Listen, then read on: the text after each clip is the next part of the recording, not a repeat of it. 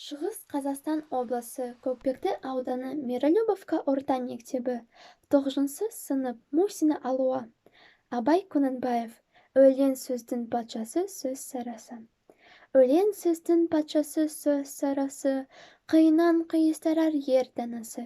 Тілге жеңіл, жүрекке жылы тиіп, теп-тегіс жұмыр келсін айналасы. Бөтен сөзбен болғанса сөз арасы, ол ақынның білімсіз бишарасы. Айтушы мен тыңдаушы көбі надан, бұл жұрттың танымас бір парасы. Өлеңге әркімнің ақ бар таласы, сонда да солардың бар таңдамасы.